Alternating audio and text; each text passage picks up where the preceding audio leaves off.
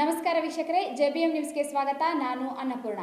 ಬೆಳಗಾವಿಯಲ್ಲಿ ಕಾರ್ಯನಿರತ ಪತ್ರಕರ್ತರ ಧ್ವನಿ ಸಂಘಟನೆಯಿಂದ ರಾಜ್ಯಾಧ್ಯಕ್ಷ ಬಂಗ್ಲೆ ಮಲ್ಲಿಕಾರ್ಜುನ್ ಅವರ ನೇತೃತ್ವದಲ್ಲಿ ಬೃಹತ್ ಪ್ರತಿಭಟನೆ.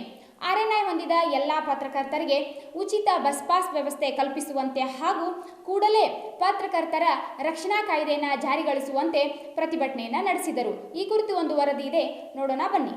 ಕರ್ನಾಟಕ ಕಾರ್ಯನಿರತ ಪತ್ರಕರ್ತರ ಧ್ವನಿ ಸಂಘಟನೆ ರಾಜ್ಯಾಧ್ಯಕ್ಷ ಬಂಗ್ಲೆ ಮಲ್ಲಿಕಾರ್ಜುನ್ ನೇತೃತ್ವದಲ್ಲಿ ಬೃಹತ್ ಪ್ರತಿಭಟನೆ.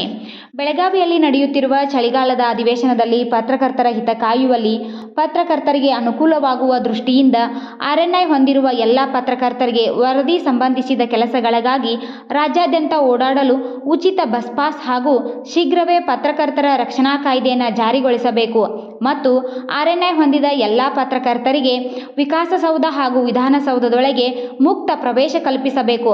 ವಾರ್ತಾ ಇಲಾಖೆಯಲ್ಲಿ ಖಾಲಿ ಇರುವ 300ಕ್ಕೂ ಹೆಚ್ಚು ಹುದ್ದೆಗಳನ್ನು ಕೂಡಲೇ ಭರ್ತಿ ಮಾಡಬೇಕೆಂದು ಒತ್ತಾಯಿಸಿ ನೂರಾರು ಪತ್ರಕರ್ತರು ಪ್ರತಿಭಟನೆ ನಡೆಸಿದರು. ಈ ಸಂದರ್ಭದಲ್ಲಿ ಹಿರಿಯ ಪತ್ರಕರ್ತರಾದ ಜಗಳೂರು ಲಕ್ಷ್ಮಣರಾವ್, ಎಸ್ ಪಾಟೀಲ್ ಸೇರಿದಂತೆ ಎಲ್ಲ ಜಿಲ್ಲೆಗಳ ಜಿಲ್ಲಾಧ್ಯಕ್ಷರು, ತಾಲೂಕು ಅಧ್ಯಕ್ಷರುಗಳು, ಪದಾಧಿಕಾರಿಗಳು ಉಪಸ್ಥಿತರಿದ್ದರು. ಸರ್, ಇವಾಗ ಸಾಕಷ್ಟು ಕರ್ನಾಟಕ ರಾಜ್ಯಾದ್ಯಂತ ನೊಂದಂಥ ಪತ್ರಕರ್ತರ ಅಳಲನ್ನು, ಪತ್ರಕರ್ತರ ರಕ್ಷಣಾ ಕಾಯ್ದೆ ಆಗಿರ್ಬೋದು, ಒಂದು ಬಸ್ ಪಾಸ್ ವಿತರಣೆ, ತಾವು 4 ವರ್ಷದಿಂದನೂ ಒಂದು ನಿರಂತರವಾಗಿ ಧರಣಿ ಮಾಡ್ಕೊಂಡು ಬಂದಿದ್ದೀರಾ. ಸರ್ಕಾರ ಇಷ್ಟಾದ್ರೂ ಇನ್ನೂ ಕೂಡ ತಮ್ಮ ಮನವಿಗೆ ಸ್ಪಂದಿಸ್ತಾ ಇಲ್ಲ. ತಮ್ಮ ಮುಂದಿನ ನಡೆ ಏನಿರ್ಬೋದು ಸರ್? ಸರ್, ತಾವು ಹೇಳಿದ್ದು ನಿಜ. ಸರ್ಕಾರ ಒಂಥರ ಎಮ್ಮೆ ಚರ್ಮ ಇದ್ದಂಗೆ.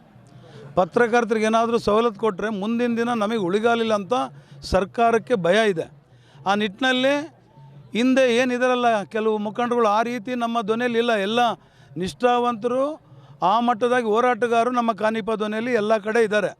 ಇವತ್ತು ಸಾಂಘಿಕ ಹೋರಾಟ ಜೊತೆಯಾಗಿ ಇವತ್ತು ಕಾನೂನು ಹೋರಾಟಕ್ಕೆ ಸಿದ್ಧರಾಗಿಬಿಟ್ಟಿದ್ದೀವಿ. ಇವಾಗಲೇ ಇವತ್ತು ನೇರವಾಗಿ ಒಬ್ಬ ಮಿನಿಸ್ಟ್ರಿಗೆ, ಸರ್ಕಾರದ ಮಂತ್ರಿಗೆ ನೇರವಾಗಿ ಇವತ್ತು ಸವಾಲು ಹಾಕಿ ಹೇಳಿದ್ದೀನಿ ನಾನು, ನೀವೇನು ಆದಷ್ಟು ಕೊಡೋದಿದೆ ಕೊಟ್ಟರೆ ಒಳ್ಳೆಯದು, ಇಲ್ದಿದ್ರೆ ನೇರವಾಗಿ ಕಾನೂನು ಚಾಟಿ ಬೀಸ್ತೀವಿ, ಕಾನೂನಲ್ಲೇ ನಿಮ್ಮ ಹತ್ರ ಉತ್ತರ ತೊಗೊತೀವಂತ ಇದೇ ತಾನೇ ಮುನಿಯಪ್ಪ ಅವ್ರಿಗೆ ಹೇಳಿ ತಾವೆಲ್ಲ ನೋಡಿರಿ ಕೂಡ.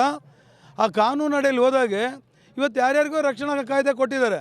ಪತ್ರಕರ್ತರು ಏನು ರೀ, ಫಸ್ಟು ಮೊದಲನೇದಾಗಿ ಸಮಾಜದಲ್ಲಿ ಪತ್ರಕರ್ತರಿಗೆ ಪ್ರಥಮವಾಗಿ ಕೊಡಬೇಕಾಗಿದ್ದು ಧರ್ಮ. ಅದು ನಾವು ಲಾಯರ್ಗಳ ಮುಖಾಂತರ ಮನವಿ ಮಾಡಿ ಕೋರ್ಟಲ್ಲಿ ಅದನ್ನು ಪಡೆತೀವಿ. ಬರೀ ನಮ್ಮ ರಾಜ್ಯಕ್ಕಲ್ಲ, ರಾಷ್ಟ್ರ ಮಟ್ಟದಲ್ಲಿ ಇವತ್ತು ಪತ್ರಕರ್ತರ ರಕ್ಷಣಾ ಕಾಯ್ದೆ ಇಲ್ಲ. ಕರ್ನಾಟಕದಿಂದ ನಮ್ಮ ಕಾನಿಪ ಧ್ವನಿಯಿಂದ ರಾಷ್ಟ್ರ ಮಟ್ಟದಲ್ಲಿ ಹೋರಾಟ ನಡೆಸೋ ಜೊತೆಗೆ ಇಡೀ ರಾಜ್ಯದ ಉದ್ದಗಲಕ್ಕಿರುವಂಥ ನಮ್ಮ ಪತ್ರಕರ್ತರಿಗೆ ಬೆನ್ನೆಲುಬಾಗಿ ನಮ್ಮ ಪತ್ರಕರ್ತರ ರಕ್ಷಣಾ ಕಾಯ್ದೆ ಜಾರಿ ಆಗಲೇಬೇಕು. ಕಾನೂನು ಹೋರಾಟಕ್ಕೆ ನಮಗೆ ಜಯ ಸಿಗೋವರೆಗೂ ನಮ್ಮ ಕಾನಿಪ ಧ್ವನಿ ಹೋರಾಟ ನಿಲ್ಲಿಸಲ್ಲ ಅಂತ ತಮ್ಮ ಮುಂದೆ ನಾನು ಹೇಳೋಕ್ಕೆ ಇಷ್ಟಪಡ್ತಾ ಇದ್ದೀನಿ ಸರ್.